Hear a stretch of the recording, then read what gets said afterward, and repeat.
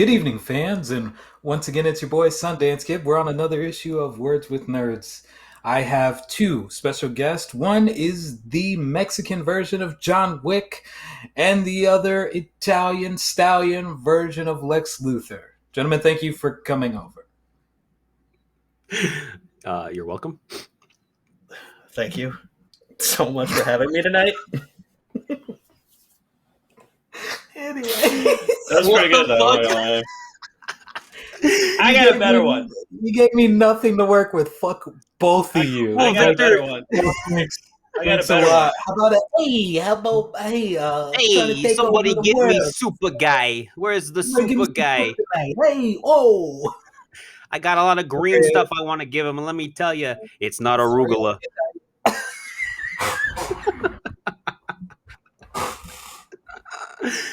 Oh my god! Can you imagine Italian Lex Luthor just fighting with pizza pies? Like, hey, look out! Hey, no kryptonite for you. Hey, how's your sister? Hey, tell your mother I said hello. Hey. We need Mark Wahlberg as Lex Luthor ASAP. Please, somebody get him. He's not even Italian, honestly. No, Mark Wahlberg would be super just fucking... How's your mother doing? Yes, hey, how's your mother doing? Good to see you. Okay. Like, what? Jesus Christ. Oh, dude. This intro's off the rails. Hey, guys, welcome to another episode of Words with Nerds. As always, I'm your boy, the illustrious Sundance Kid, a.k.a. DJ. Hey, what's up? I'm your boy, the Mexican John Wick, Slick the Vic Rodriguez. What's up, guys? Welcome to issue 28. It's your boy, Mr. Egg, Mr. Potato Head, the Egg Boy himself. What's up? It's Space Case. You should have said Moby. I like your shirt. Who the fuck is Moby? You don't know who the fuck Moby is? I do, but I don't really like him, so I'm just going to acknowledge him. Now we're aging ourselves. So, guys, welcome to another issue. What is this one, 28? 28. This is issue 28. We're going to hit that 30 mark pretty soon, but in the meantime, we're going to focus on 28, which is my week, and I'm pretty excited about it because I came up with it on a whim, and I was just like, fuck, what should we talk about? And this week we're going to be talking about, drum roll please,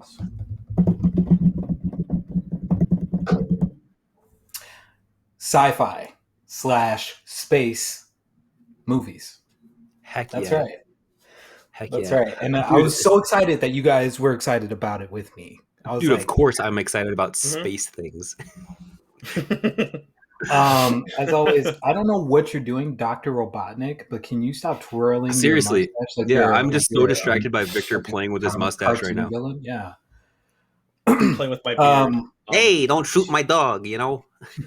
Hey, maybe your John Wicks are gonna shoot me.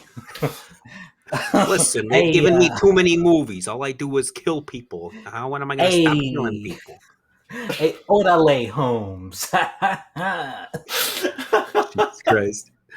I'll stop playing with my mustache for all of our Italian fans, all right? This is a rough one. Sorry, our fellow Italian fans. I really don't think there's that many, but if there are, we apologize. From the bottom of my heart, I'm sorry. From the bottom of the pesto jar. Hey, paisano. Hey, we apologize. Okay, I gotta stop for real. God, getting up there. You guys want to hear my Godfather? My Don Corleone? Nah, dude, honestly, come on, this is what I want to hear. I want to hear us go into our first 10 minutes and discuss things that have, happened over the week that we thought were cool, but didn't necessarily want to make an entire issue out of. Pee-pee poo-poo head. All right.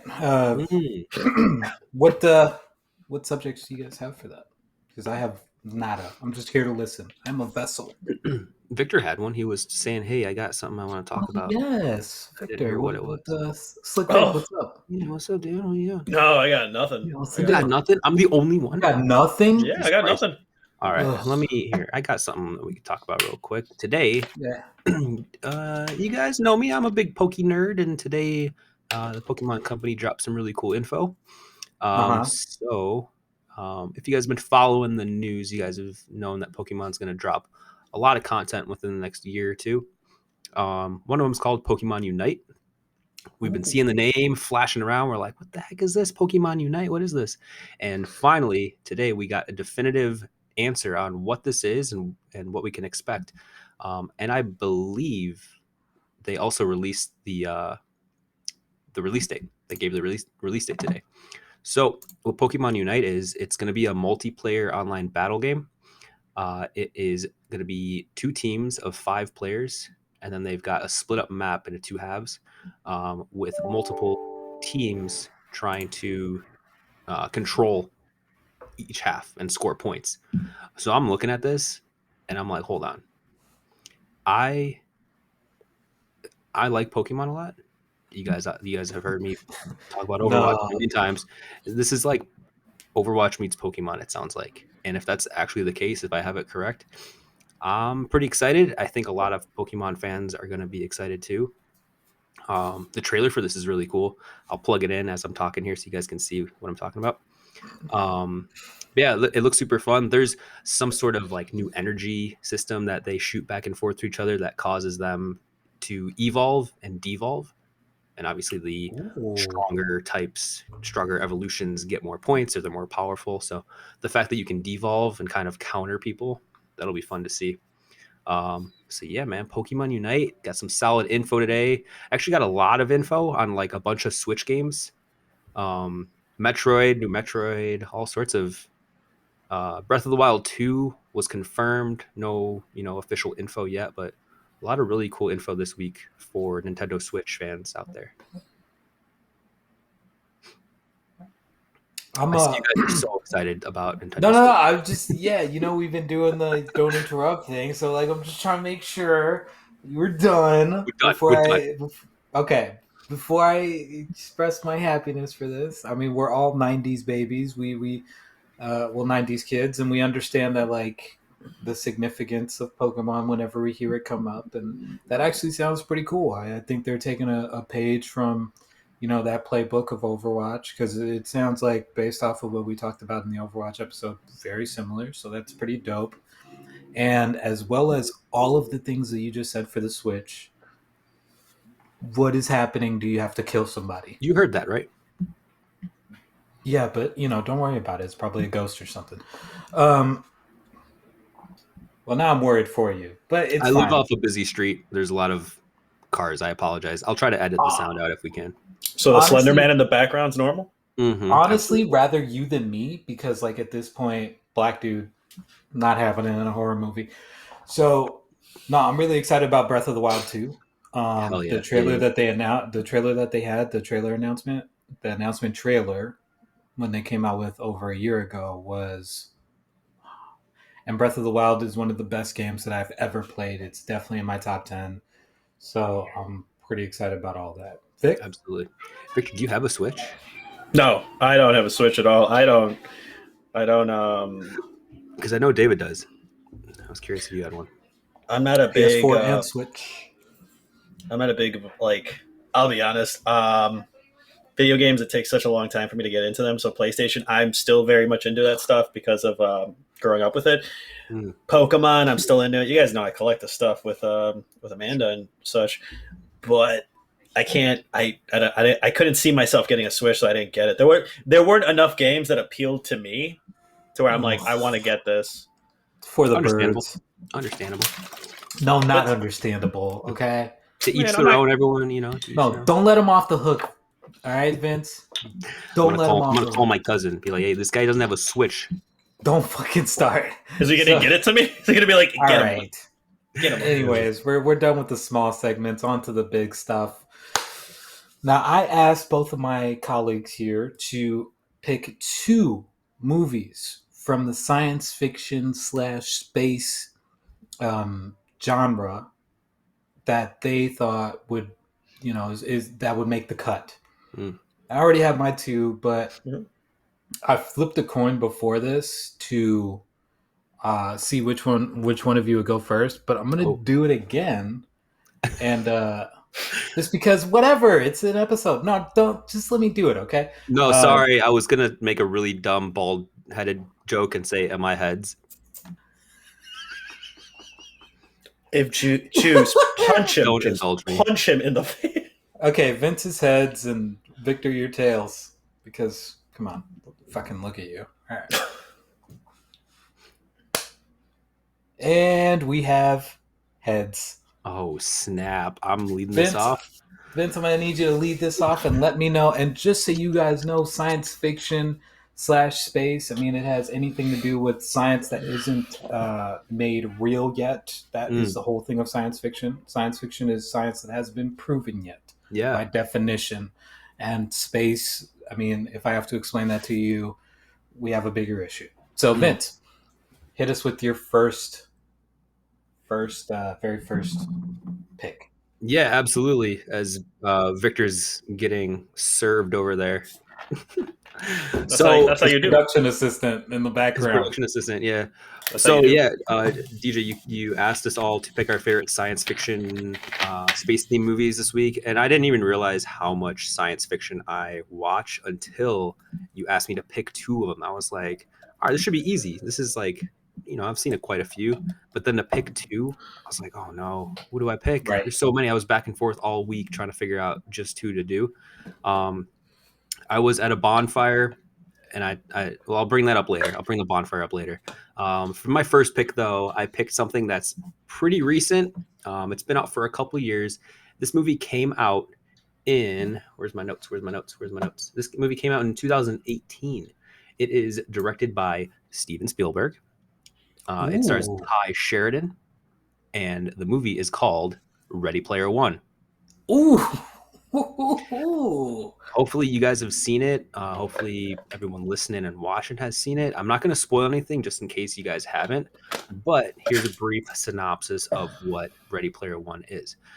It's based off a book series, just a heads up. I'm not sure how similar it is to the book series, but that's definitely something else I'm interested in reading. Just another alternative form to get this medium. So what it is, it's set in Ohio in 1945. Basically, the real world has become so harsh and unlivable that many people don't really want to have that as the reality. Right. So what they do is they go in and they play VR. And this VR is unlike anything else.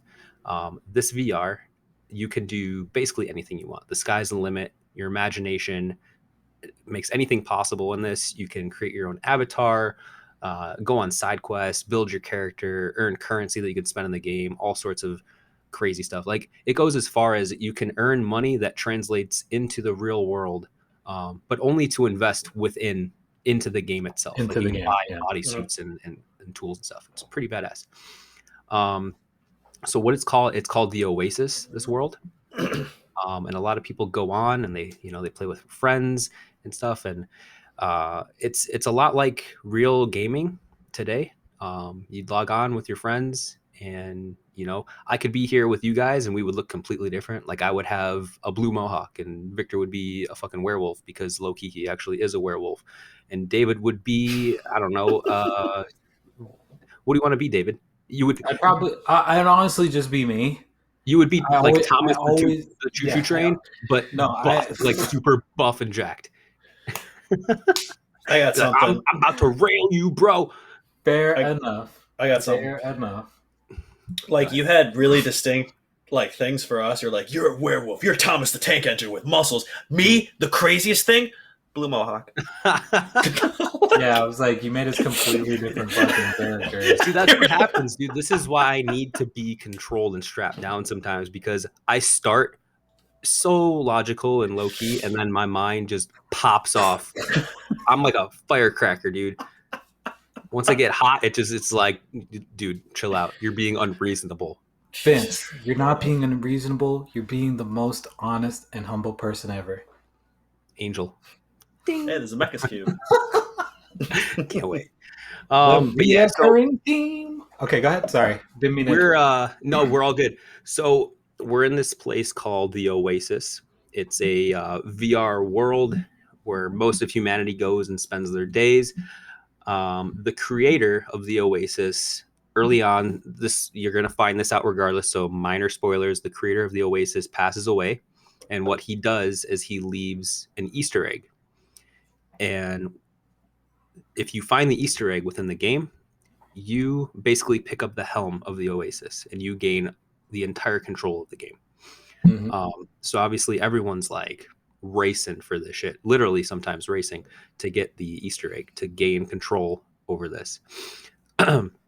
And a common theme that I've picked up on, that like things I like in plots, is there's some sort of like higher power that wants the control, you know, in order to like they want the control of the world itself. So obviously there's like evil people hunting down Corporations and shit evil like that. Yeah. corporations. Exactly. Yeah. Shinra. Yeah. Yeah. But yeah, to sum it up, this makes our main characters go into a frenzy of trying to find the Easter egg. It's a group of friends called the High Five. It's pretty cool, man. There's all sorts of Easter eggs. It's Steven Spielberg. He throws in stuff from all of his movies. There's stuff. There's the DeLorean. There's like dinosaurs from Jurassic Park, King Kong, aliens, There's the Iron Giant. Iron Child's Play. Giant. But for our friend that has an Iron Giant tattoo. Absolutely, yeah. Dude, I think this makes the record for the most Easter eggs Mm-hmm. in a movie. It's Oh gotta. yeah. Yeah, Absolutely. There's so many. you could Um, spend. There's like videos of like people trying to like The split first screen. race Yeah, alone, yeah, Mhm. is Mhm. just where it's like there was more than like I think it was like 200 in like per panel, and like it's very rare you see repeating of them, which is really dope. Mhm. yeah. I picked this one. It's a fun movie, dude. Um I would love for this to be real. Honestly, I think maybe when I'm old and gray, our VR stuff will be kind of touching on what goes on in this movie. Like we probably will be able to go into like a VR gaming world and have a little bit more realism as far as like living a second life almost, or like I don't know. Not that I'm unhappy with my life. My life is great, but like living a second life where I'm a superhero or something. Superhero with blue mohawk. That sounds badass, dude. I would love to do that. I would just like to say that, like, the guys, for those who are watching and listening, the theme of science fiction, a lot of the themes in science fiction and space movies are going to be like kind of the same or very similar, which is like dystopian, like type of futures where like we try to get away from whatever is happening in the real world.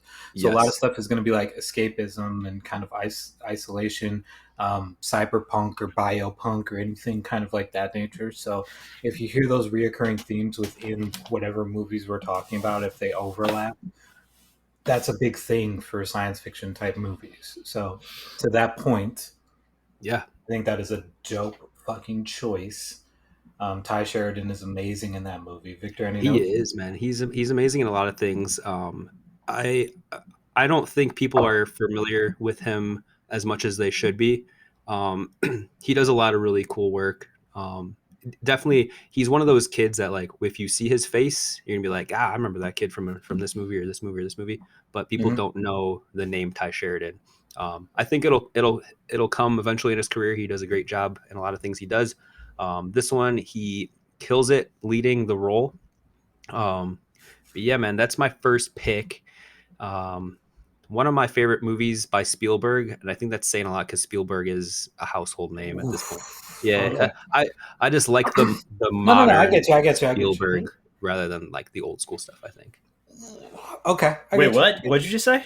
To I each his Yeah, own. To each his to own. each his own. Yeah, Don't Fair judge. enough. honestly, Don't Fair judge. enough. Yeah, Spielberg fair enough. kills it in a lot of things. But the longer he makes movies, the better he gets, and then you add that like modern technology behind it, and it just really brings out it brings it to life as it should be in his mind. I think as he originally intended. Like he's not limited by the eras that he made the movies in.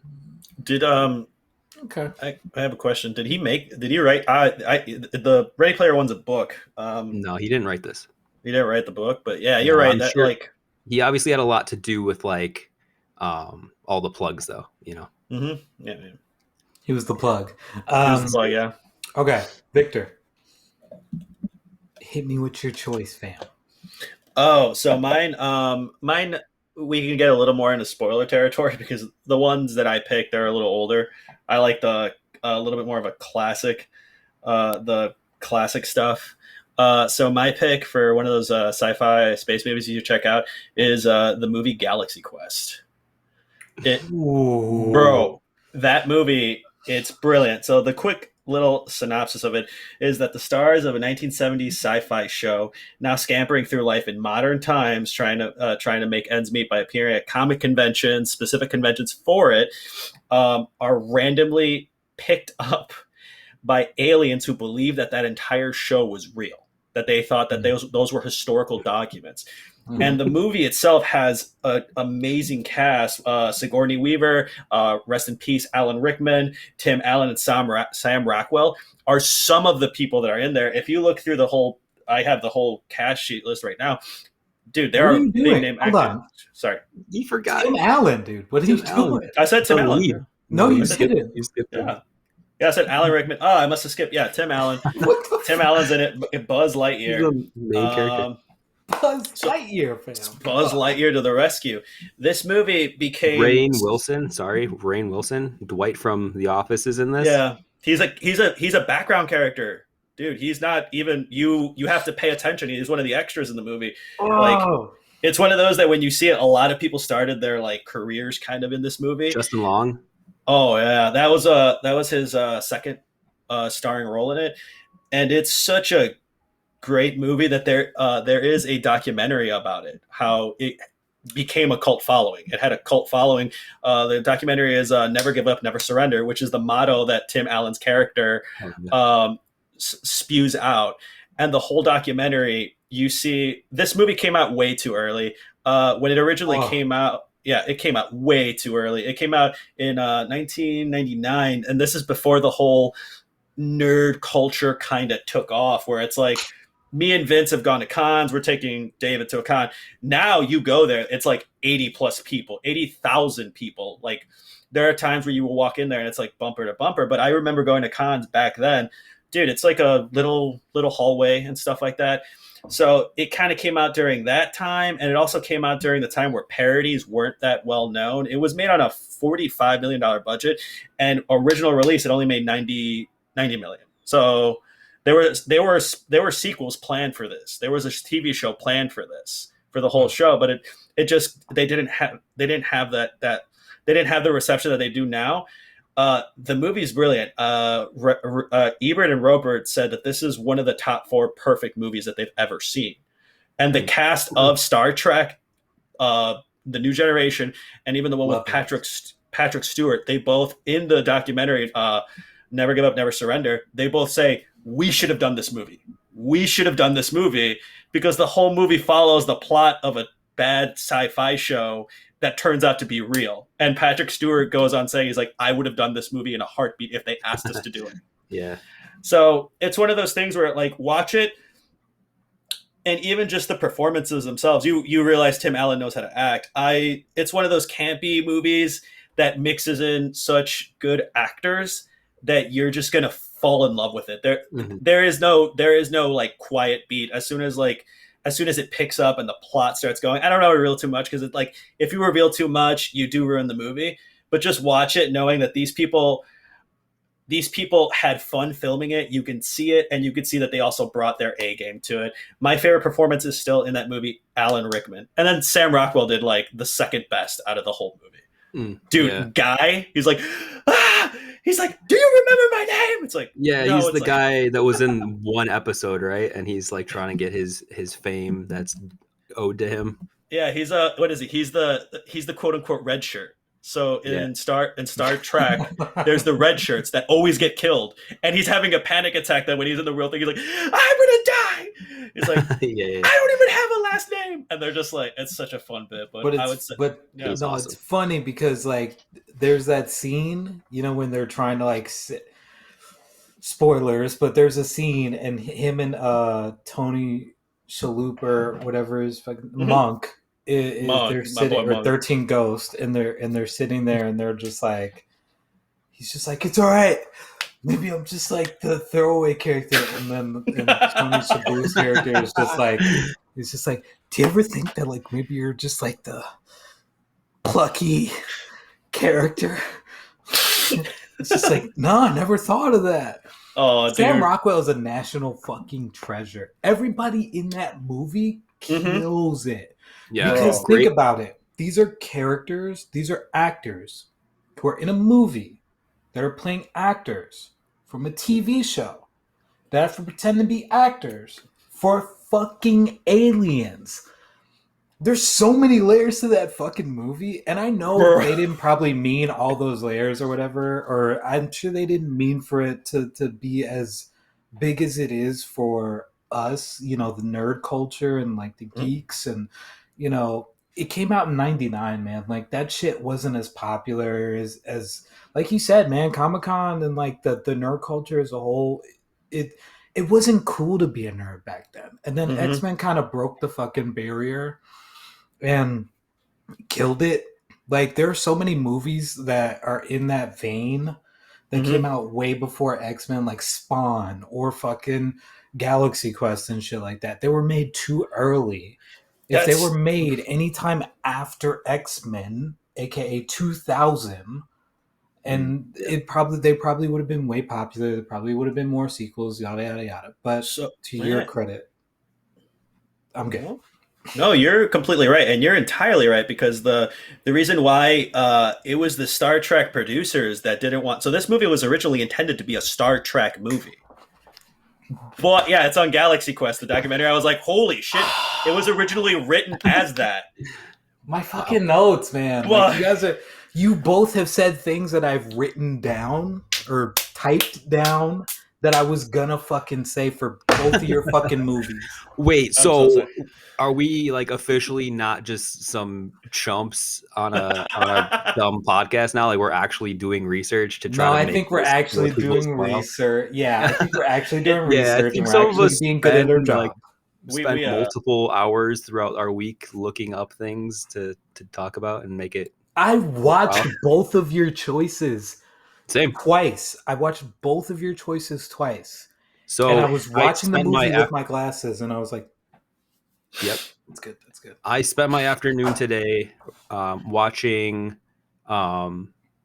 Galaxy Quest, laughed my ass off because I haven't seen it since I was like 7, and I didn't Love it. appreciate it at all. dude, the Love I it. watched it humor. again as an adult, and I was like, "Holy fuck!" Not only is Rainn Wilson low key in it, and it's funny to see him, but like everything about it, like Victor, you were saying, there's so many layers, or I think David said there's so many layers. But Victor, you were touching on how you can tell that they had fun making it, and that's absolutely Hell true. yeah. You can just feel the chemistry from everybody meshing. And one thing I really appreciated, and I kind of wish I'd done more research on how this came to be, but the aliens themselves, just how they act, it's so fucking weird and goofy. I want to know whose idea that was. Like if it was written or if one of them took on that personality and then the rest mimicked that. But dude, they're so goofy and they're just fun to watch, even in the background as someone's talking. Do you guys have the answer for this? David, Vic, go. go. No, Go. go. No, No, you go. it's your movie. It's No, your no, no, movie. no. Go, go, go, go. Just It's go. go. Go. I'm not even It's gonna your wait. I'm not even Victor. gonna Go. wait. It's your. I will flick. say one thing about one of the scenes where they picked up how to pick the aliens' language. Mhm. Do you remember when they're in the car with that one alien chick? I have her name right here Yeah, actually. she's from Dodgeball, right? Jane Yeah, Doe. she goes. Yeah, she does. Because her transponder broke. She can't talk on Earth. She just yells. Dude, that was her. That was her. And that's how they picked the voices for the aliens. That like she was just like, "Can I try something?" And they're like, "Yeah, what do you want to try?" It's like, "I want to try Tim Allen." Like, I'm not supposed to talk, right? It's like, "Yeah, but I want to talk." And then she's like, and you Oh can my see god. for like a split second, Tim Allen's genuinely like, "Okay." That actress is hilarious, bro. I don't know how she hasn't like over time. She's been doing this forever Mhm. from 99 all the way up until Dodgeball and more recent stuff. 99 to the early 2000s. Seriously, man, she's hilarious. I like watching her and stuff. You can tell that she just understands comedy to the core. Doesn't get Yeah. enough credit though. You guys want to hear my best Mathazar impression? Yes, Yes. please. Never give up. Never surrender. Fuck. Yeah, speaking about watching other people's movies though, I did watch one of David's picks that I've never seen before, and honestly, Ooh. I have a new favorite movie now. Not all-time favorite, I'm sorry, but it's definitely one of my favorites. It's really cool. Pull up my Hope, notes. Yes. hopefully, you might bring it up now. It's Yeah. probably obvious though of what it was. That's right, boys. My first choice is going to be the 1997 dystopian science fiction film Gattaca. Jesus. That's right. It was Nice. starring Ethan Hawke, Uma Thurman, Jude Law, among a bunch of other people. Alan Arkin, it was amazing. It's under the subsection in science fiction as biopunk, meaning biology and kind of that punk feeling to it. So it's a future society where people are born, and right from the get go, they're genetically predisposed to being told, like the parents are being told what's wrong with those kids. So, for instance, the main character, Vincent Freeman, played by Ethan Hawke, who is just fucking amazing, but whatever. Um, his character he's built with genetic disorders, ranging from ADHD to the number one thing that's heart disorder. So they automatically just prick the baby with a pin, and in 10 seconds, the nurse is saying, he's got ADHD, he's got asthma, he's got this and that, and they tell the parents expected lifespan 30 years. So at this point in the future, they use eugenics with his. It has like a Greek. The word is basically just saying genetic predisposition, which means basically fucking with the parents' genetics in order to make a genetically superior child. So you have two categories in this world. You have valids, and then you have invalids. Invalids are basically the poor of the world, and it doesn't matter. This is what I loved about this movie. It didn't matter if you were black, white, whatever. Like race was not. At some point, Vince says it during like a narration during the movie. He's just like, it no longer mattered about money or race or anything like that. It mattered about your DNA. Which, by the way, the name Gattaca, the actual meaning of the title, is it takes from, hold on, I don't want to say it wrong. The film's title is based on the letters G, A, T, and C, which stand for guanine, adenine, thymine, and cytosine, the four nucleobases of DNA. So I thought that was pretty cool. Just Interesting. originally, um, I just want to say that just real quick, the budget was 36 million for this movie, and the box office it made 12.5 million dollars. So, and this is in 1997. So, in terms of success, it was a box office failure. However, it was fucking nominated for an Oscar, an Academy Award for Best Art Direction, Wow. and the Golden Globe for Best Original Score.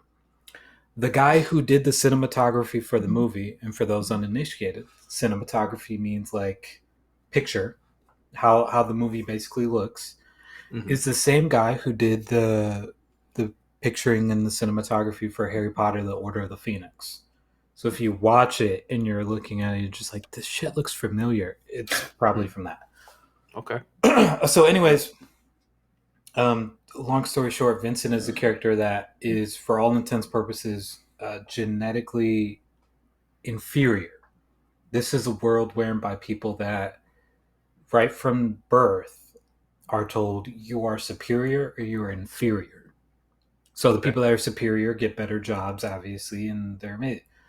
Um, Vincent is a child made from like the last dwindling our era of like our era, people that make babies out of love. And so after that, he has a brother that's genetically superior to him, and that's a focal point in the story. But for the most part, Vincent is a character that takes DNA samples from another character played by the illustrious and beautiful Jude Law, and is basically fake it till you make it. he gets a job at, for the better part, NASA.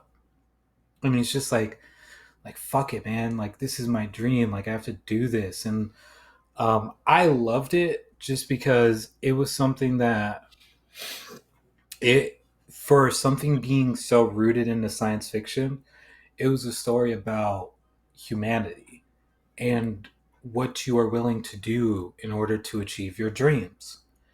And I thought that's so amazing. And Ethan Hawke is amazing in pretty much every fucking movie I've seen that dude in, which I'm just like, geez, like Yeah. Training Day, the Before trilogy, like Before, After, and the rom coms that he was in, and that dude just does such good movies. But the point of the story was just, I think you can do whatever you put your mind to, no matter what anybody tells you what you can or cannot do. And so it was very, there are times when it's very suspenseful and it's times when it's very like fuck. And there's this part at the end, and I really don't want to spoil it because I love this movie so much.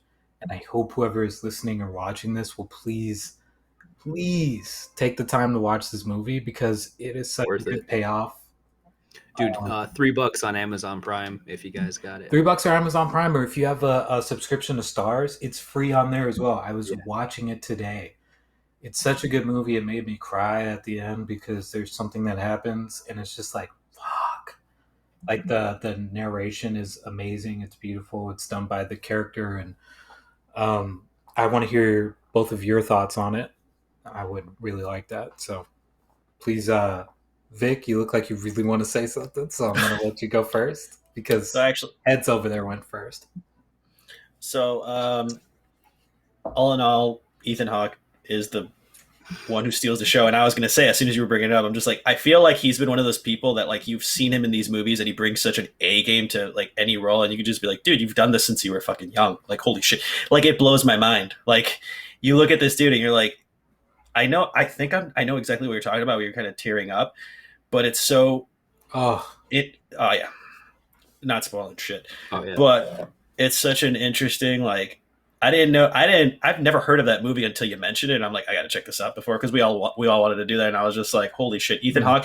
And I want to say he started filming About a Boy at the same time that movie was finishing production. He did.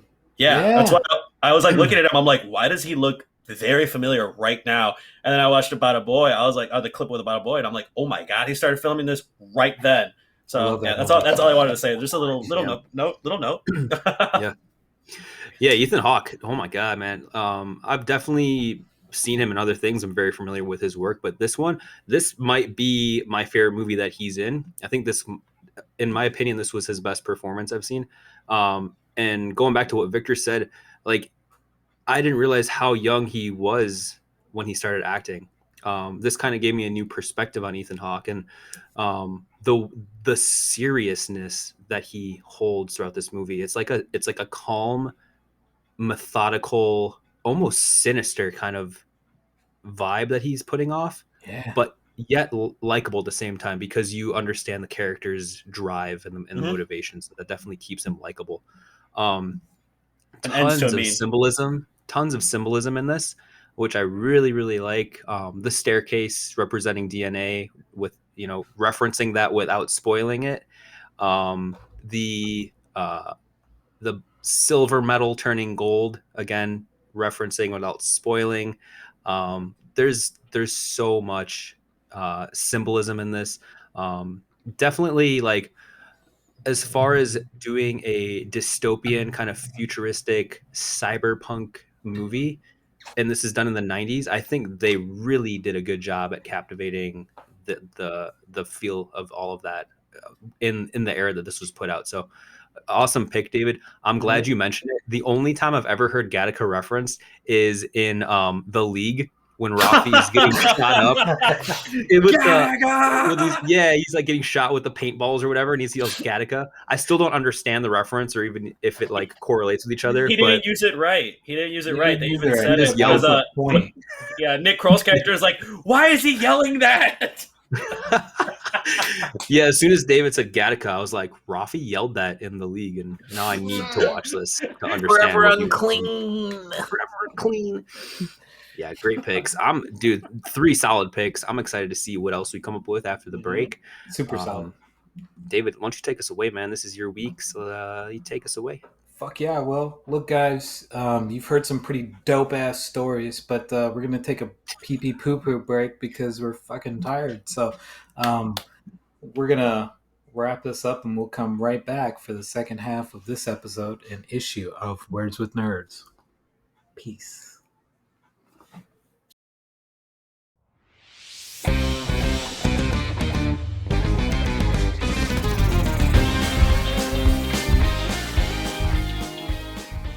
Yeah, that's right. Welcome back to the second half of the issue 28 with Words with Nerds. Once again, it is me, Sundance, Space Case, and Slick Vic. Okay, we're not gonna do all that individual shit. Oh, your boy. So again, we went through the first half of what is NASCAR driving. Jesus Christ, what from is Jeff Vince's Gordon part. stopping by for lunch? Actually, Vin Diesel lives next door, so I'm sorry. Gotcha. Ooh, nice retort. Okay, so Vince, give me your second choice for the sci-fi slash space movie initiative for these. Yes, of course. So earlier I was talking about a bonfire, and I stopped talking because I don't want to reveal my second pick, but now I'll pick back up on that story. A couple days ago, I was at a bonfire for a friend's birthday party, and I was talking to one of my buddies. Shout out to Phil, friend of the show, friend of all of us. I was talking to him, and I was like discussing the upcoming issue and how it's sci-fi and stuff like that. And I was like, man, I really want to talk about this one movie, but I don't think people want to hear me like gush about it because it is legit my favorite movie of all time. It's my favorite movie of all time for many, many reasons. I've watched this movie so many times that I can nearly recite it. And all I needed was that one person to be like, go for it, in order to just be like, oh, yeah, I'll just fucking go for it. So I'll do my best not to gush. I'm going to keep it short and sweet. What I did was, out of all the knowledge I have about this, I tried to find stuff that I didn't know. And I did. I found some really cool things that I didn't know. Just a couple things. But hopefully you guys like it. So sorry, not to like overhype this up. It's just, it's a movie. But my second pick is going to be Blade Runner 2049. We've talked about it before in the podcast. We brought it up last week with Denis Villeneuve being one of my favorite directors. I mean, you guys can probably tell that I design a lot of our artwork and stuff for the show. I love neon stuff. I love cyberpunk stuff. Hans Zimmer does the scoring in this movie. Like, literally, I feel like Jesus himself was like, you know what, dude? Vince, you were good in 2016 or 2017. So here's a little gift. It's the perfect movie for you. It's a detective flick, which I love detective shit. Again, not trying to gush, but this movie is perfect in my opinion. So if you guys haven't seen Blade Runner 2049, it is on HBO. I would definitely recommend watching the first movie. It's his Blade Runner with Harrison Ford. Mm-hmm.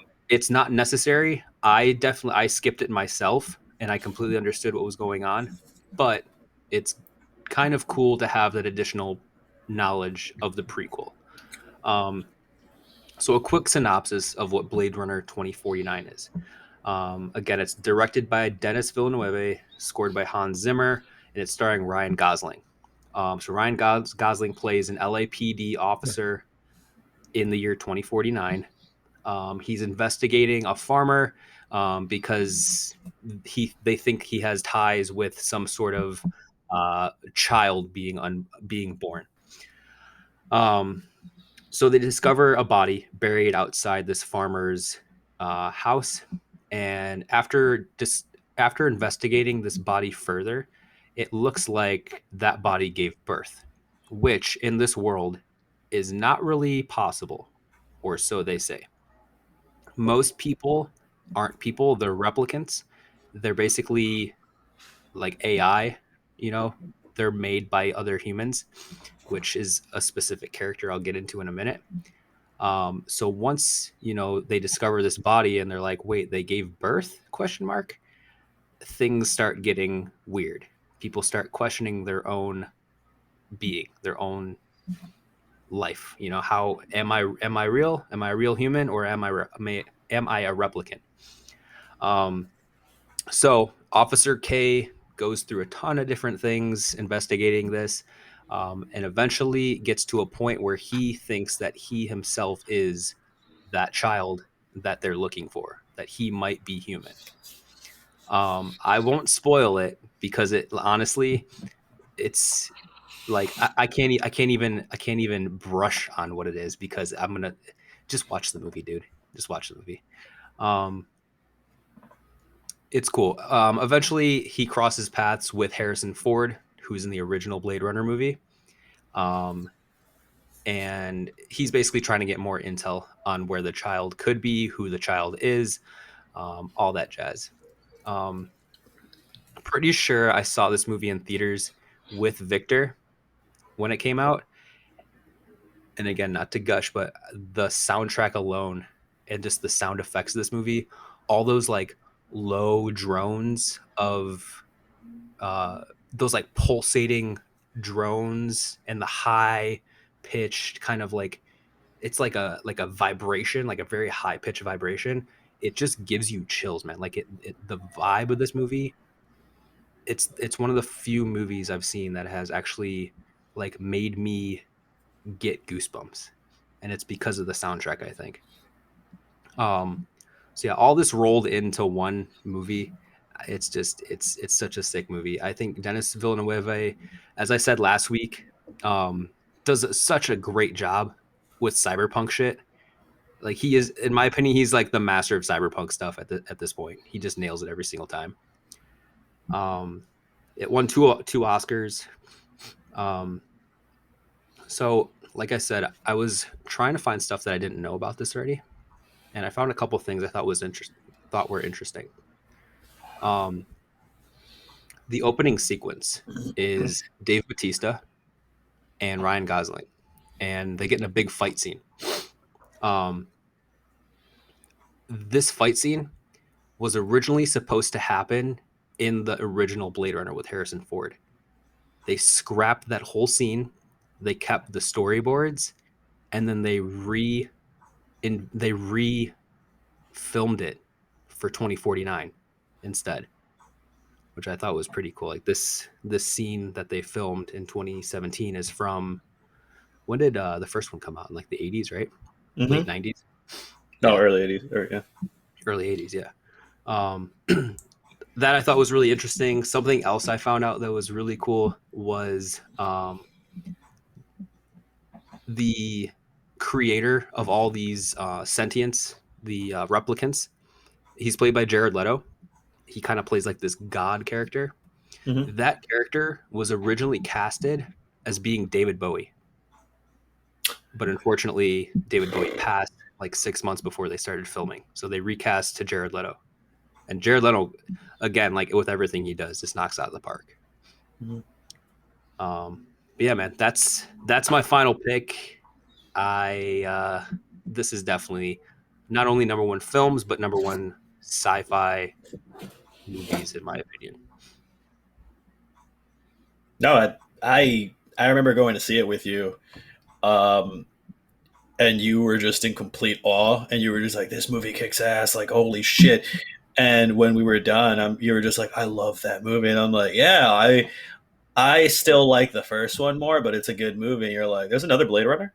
I'm like, "Yeah, there's the Blade Runner, the first one, Blade Runner," Yeah. and it shocked me that you liked this. I liked that movie because I watched Blade Runner, and it was just nice for some of the callbacks from the first movie in that movie. I'm not going to say anything because I don't want to spoil shit, but I liked a lot of that. David, you had something? No, I'm just agreeing with you. Where It there was was a lot a of callbacks, and I was really happy about that.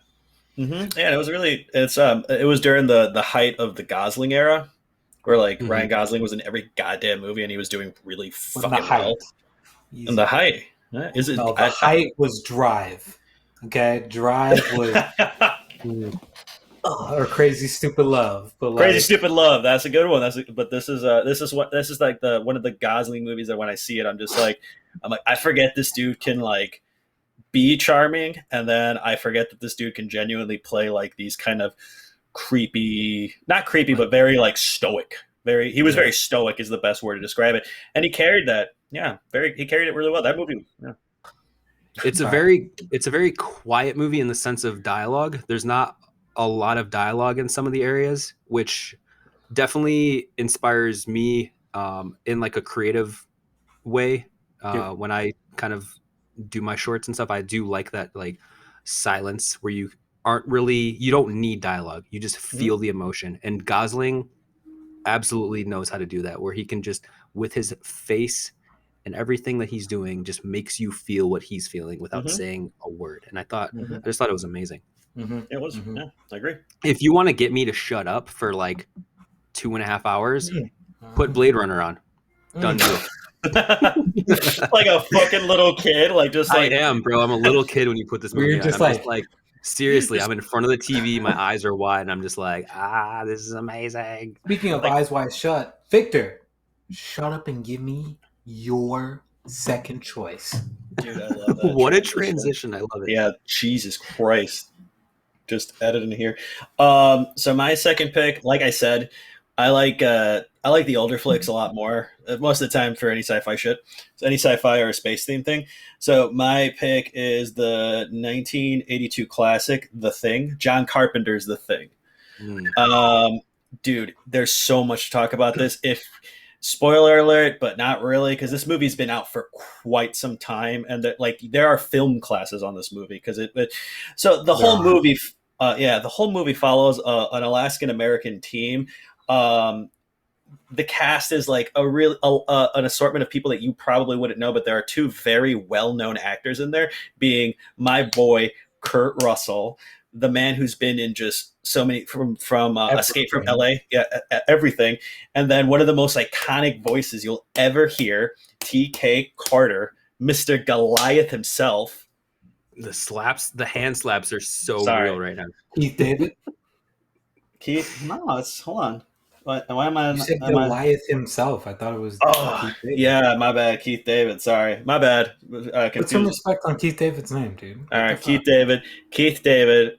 T.K. Carter was sorry, I read this incorrectly. T.K. Carter was in a bunch of Stephen King stuff, but Keith David was in this one. He's an iconic actor, both of them. So it's really it's such a small, well, like small with maybe three big actors. Um, Not to go too into it because it ruins the plot of the movie, but this team ends up finding a dog that's getting shot at, and they end up saving the dog. And the people who were shooting at it, they were yelling in Norwegian something that could not be audibly translated.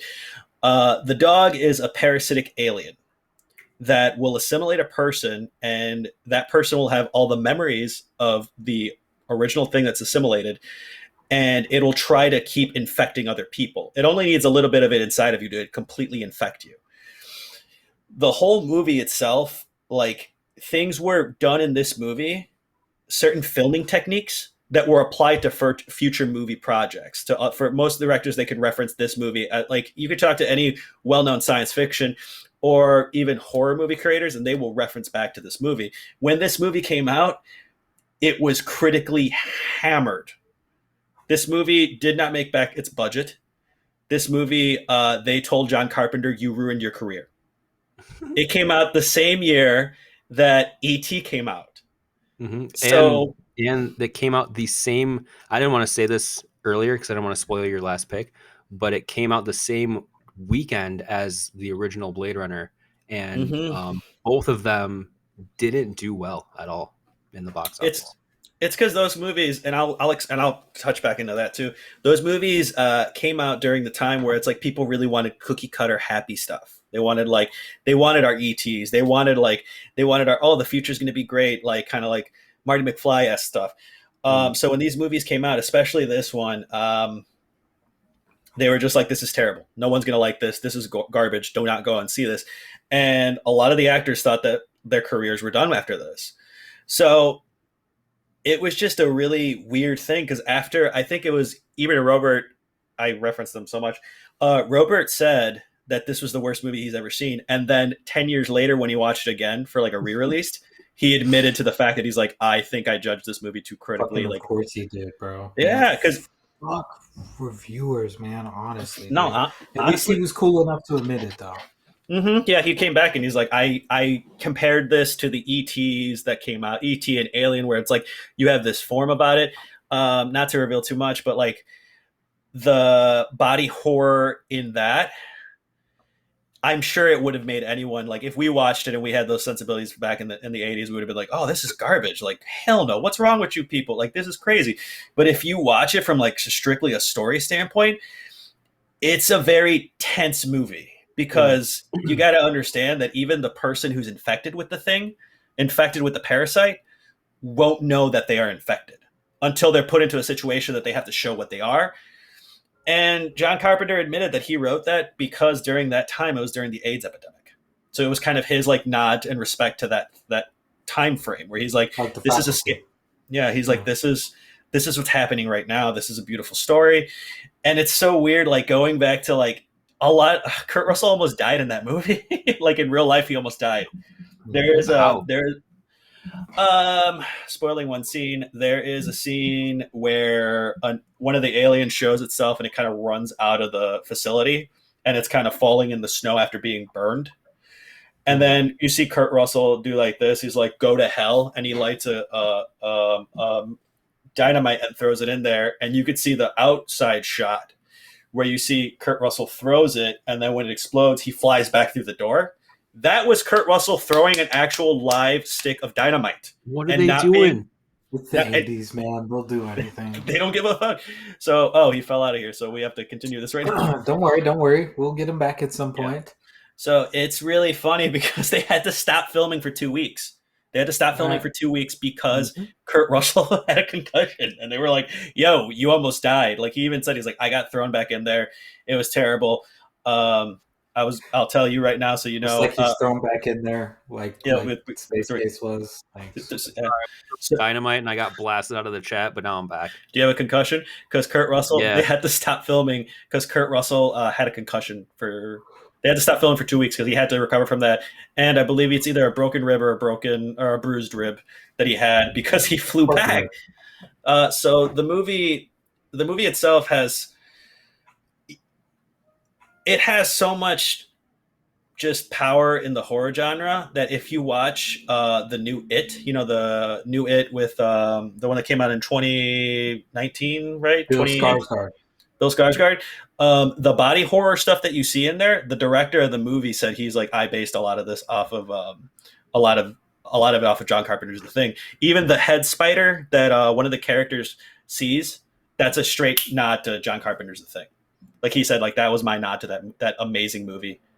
And it's one of those things where I remember watching it as a kid and freaking out, and then watching it as an adult being just mesmerized with how well this story is done, how amazing this acting was done, how Keith David, I remember him more when I was a kid in They Live than I do in The Thing, and now I prefer his performance in The Thing over They Live, and they're both John Carpenter flicks. He likes working with the same dudes, like how Quentin Tarantino did. And it's I don't know, man. Watch it if you haven't watched it yet. Just watch it spoiler free. Don't do any research. Watch the original one. The remake completely sucked garbage. Even though it had an amazing cast, it was just a terrible movie.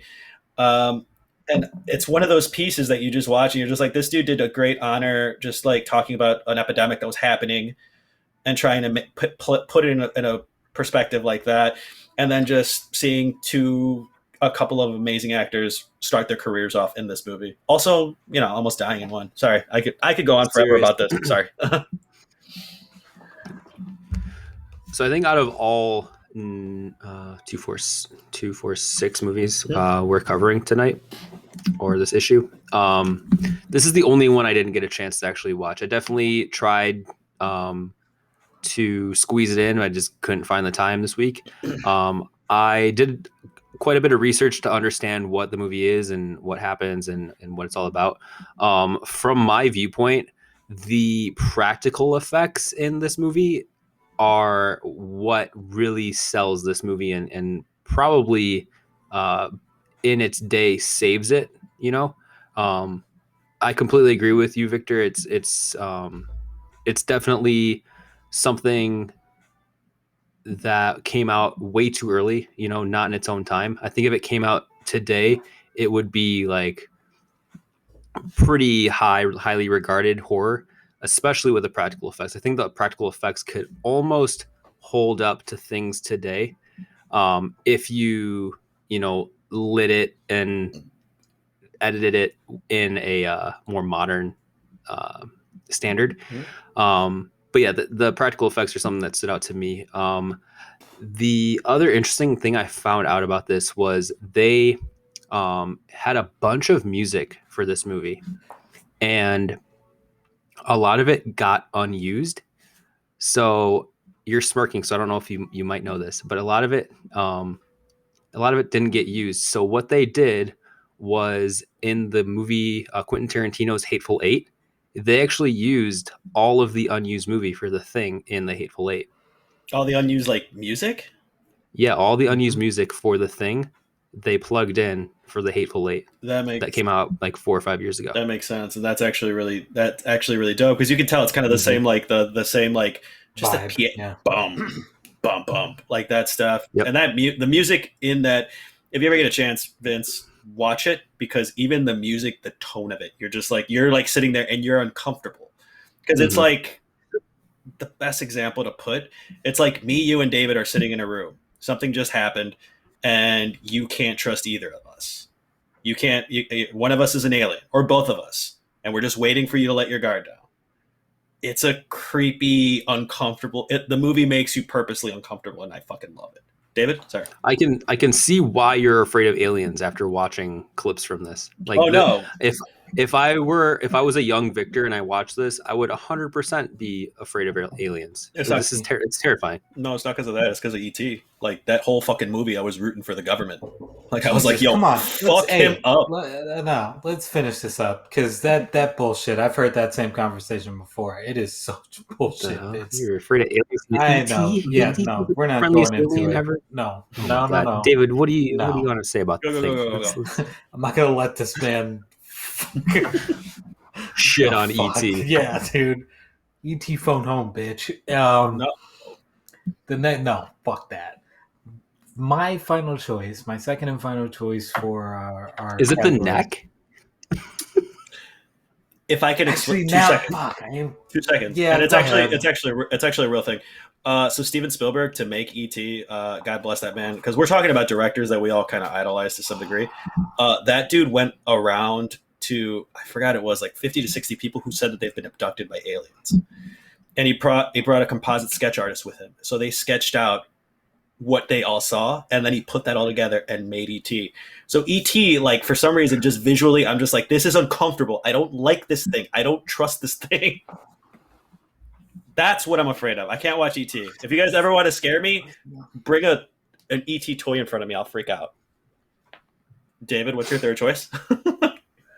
My second choice is going to be Interstellar. Yeah, sorry. Oh, that's right. Oh my Interstellar, God. The 2014 epic science fiction hit by the illustrious Christopher Nolan. It stars Matthew McConaughey, Anne Hathaway, Jessica Chastain, Bill Irwin, John Lithgow, Michael Caine, Matt Damon. There's so many fucking names in this. It is amazing. Again, both of my choices carry like kind of that dystopian type vibe. In this case, it is, so Christopher Nolan and his brother Jonathan Nolan, who they both grew up. Christopher Nolan grew up in England. Jonathan Nolan grew up in Chicago. There's no English accent with him. He's just straight Chicago. That's my guy. Christopher Nolan stuff is so different, but like they work on a lot of the same stuff together. Like Christopher Nolan helped him write a lot of the episodes for Westworld, a lot of the scripts anyways, and vice versa. Jonathan Nolan helped him with this. They started this in 2007. So let me tell you how serious this was for them. It came out in 2014. Um, I just thought it was really amazing that the story is kind of like our planet is dying, basically. Like there's something that's going on that's called like blight or something that's fucking up like the whole um, ecosystem. We can no longer grow crops. We can no longer harvest crops. It's just dust. So there's just dust flares that happen at all of the farming areas. Matthew McConaughey is the protagonist of this story. Um, it has just so many inclinations of like that distinct Christopher Nolan vibe where it's very story based, but also the characters are what kind of anchors the whole story down. So it's very equal in that measure. Um, Matthew McConaughey's character is just he was originally a NASA person, and then what happened was essentially the apocalypse, the slow apocalypse, and so he had to become a farmer. And then Michael Caine, who of course is like the head of the secret department of NASA. He's just like your only hope, and so they sent him off with a bunch of other I illustrious feel like characters. when Michael Caine is talking, he's trying not to touch his teeth together. Right? Like his teeth are like the operation board, and if he touches them together, he's gonna get zapped. He's like, Like, y'all only hope. so the Bat Like, Bogani, huh? I'm like, Exactly. What? Just you can close your mouth all the way. It's okay. He's like, oh yes, huh? I'm like, no. I saw Tenet. He was like, probably. I was like, your teeth never seen. So anyways, Probably. so anyways, um, so I mean, essentially, they have to take themselves into space, and they find this black hole. Black hole is completely theoretical. We don't know what happens with that. A lot of Interstellar is theoretical physics, and without getting too into it, basically, it's just saying they travel through the black hole, and they're trying to find a planet that is hospitable. They're trying to find something that the humans can colonize to so that they can survive. And so I think the main thing about it was as much if you watch for a lot of people that don't watch them, if you watch a lot of science fiction movies, it's not so much about the science, but it's about how humanity reacts to whatever situation is happening to them in the movie. Mm-hmm. So for Interstellar, it was really about a father trying to save his children.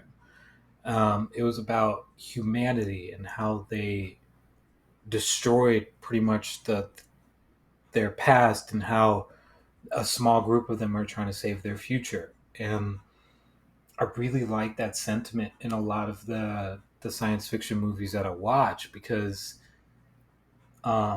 science is about the people that are in control of it, and it's how we use it. And Christopher Nolan has this great way of taking individual characters or his characters as a whole, and it usually takes you 4 or 5 watches to watch a movie by Christopher Nolan in order to understand the message or in order to interpret the subliminal messages or just the meaning of the story to yourself.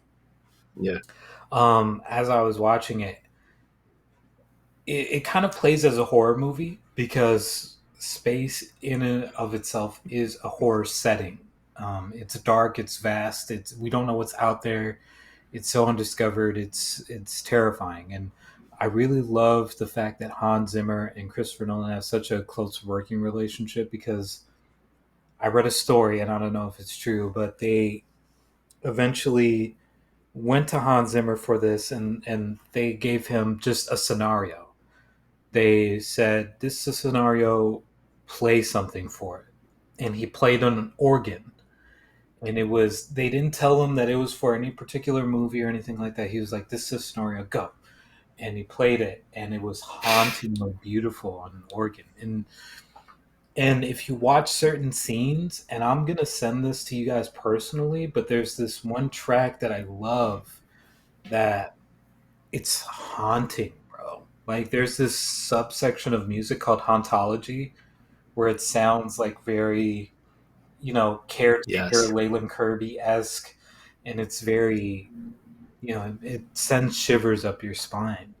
And so the I think the music is as much as a character in a setting as much as any of the actors or the settings for space are, because it's terrifying to think of yourself as Matthew Broderick or Anne Hathaway, where you're the last hope for billions of people, and it's just this very wild concept. And of course, Christopher Nolan just makes it into this very simple message of like love who you love and fight for what you think is right to you. And I thought it was amazing. And the science fiction aspects is something that if you're an if you're just an average viewer, you don't have to know that much about physics or time travel or space or anything like that. Christopher Nolan does a very good job in this particular movie of dumbing it down for you to the point where you can watch it as an average viewer. And if you're an avid viewer, if you're an advanced person that actually knows that shit, it actually kind of makes sense. So you're able to watch it and enjoy it. So I love this movie. It made me cry at the end because I was so not at the very end, but there were parts towards the end where I'm just like, ah. So I thought it was very good, and Matthew. I think this is arguably one of Matthew McConaughey's best roles, and yeah, that's me. So guys, what do you have for me? Yeah, man, that was really well spoken the way you put all of that. I completely agree with you that you can go into this as just a person, an average Joe watching a movie, Mm-hmm. and Christopher Nolan does a really good job at kind of dumbing it down for people uh, when it's all this like science physics talk. But in actuality, Christopher Nolan does such a good job at explaining actual physics that it is understandable to the average viewer. Um, when they were making this movie, they worked very closely. I'm pretty sure this dude was on set almost every day. Hell His yeah. name is Dr. Kip Thorne.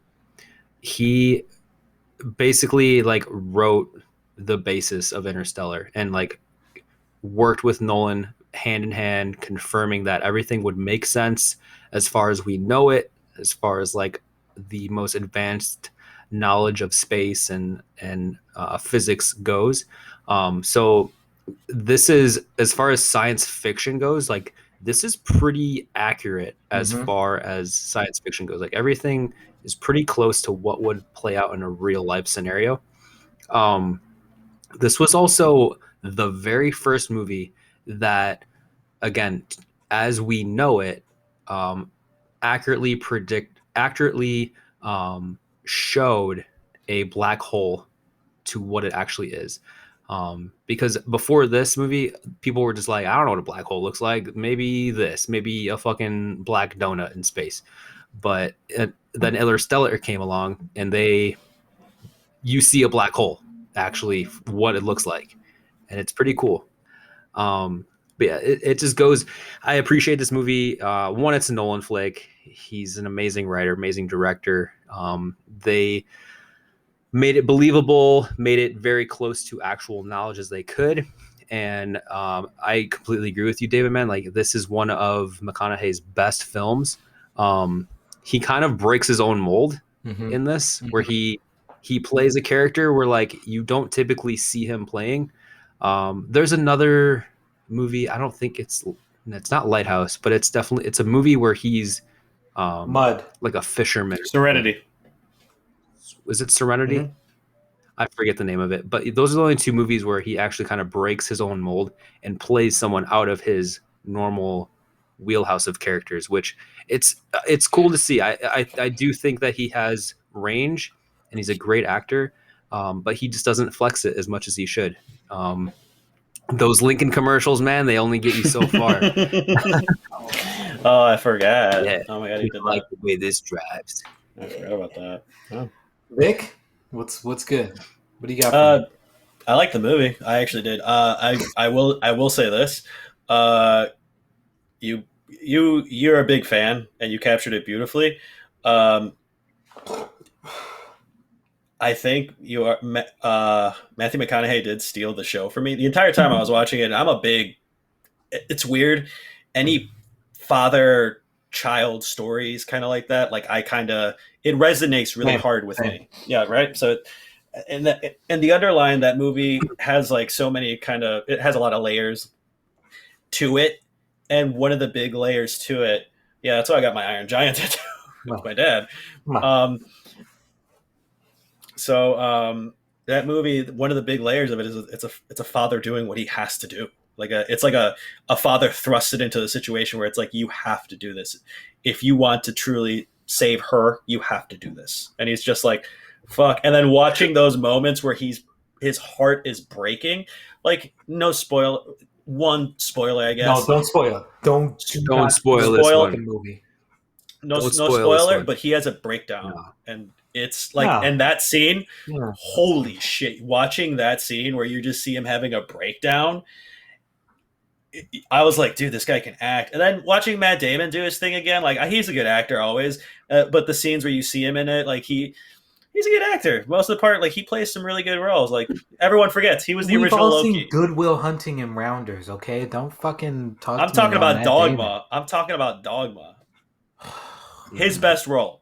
But it was Fuck it. no. Get the Oh, fuck out of I here. personally liked it. Yeah, dude, that was one of the We're best gonna ones to talk me. about this over drinks. Go ahead. But it was one of those movies where like, dude, I fucking loved it, and I didn't have to watch it a few times, but dude, it was just sad, and that's why I like it. I like those sad movies.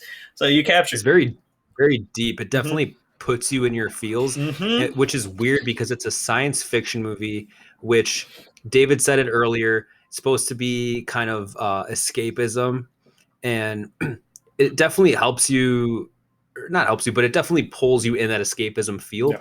But at the same time, like it's such a deep movie that you don't expect this deep of a movie to come out of a science fiction movie. Mm-hmm. Um, it's just it's a very unique mesh of colors and writing styles that I don't know. It's beautifully done. It's a very unique film, very well done in my opinion, and such a good pick from David. I will say this: if it didn't have that cast, if it didn't have, it's that one of those things where it's like it's so weird that they did it all so well together, and it interlocked so well because of how everyone worked together, and it was just beautifully done from the music, Yeah, directing, writing to the acting. Everyone knew what they were doing, and it was just wonderful to watch.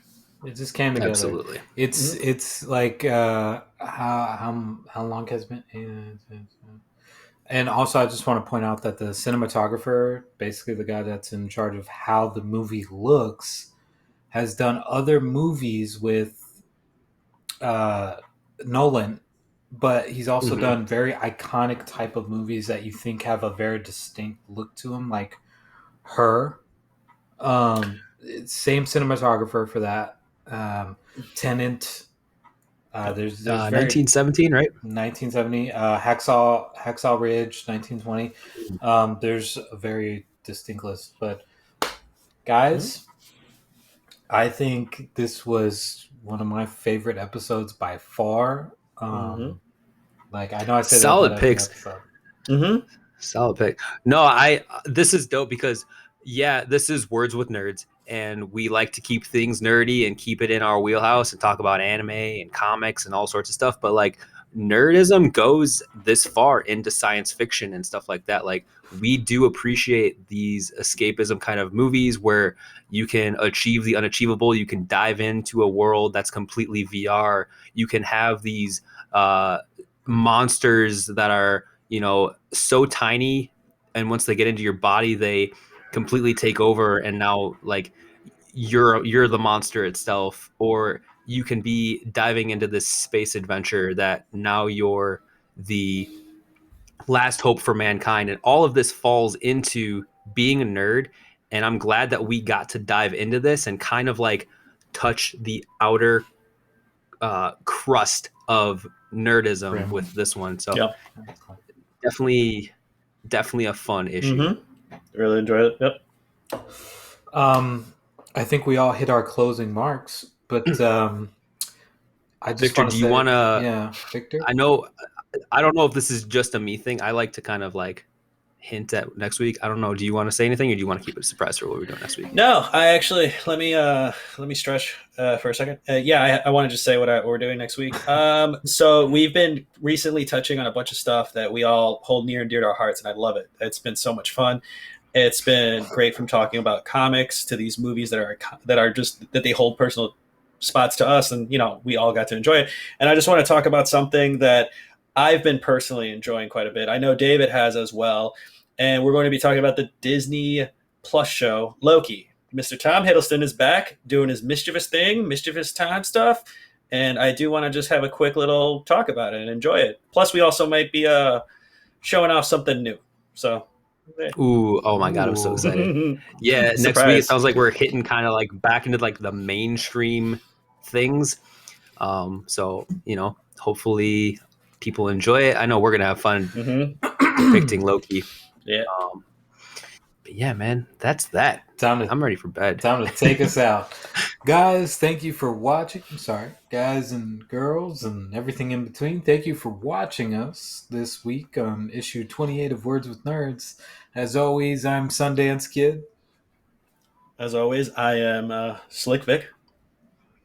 And as always, I'm Space Case.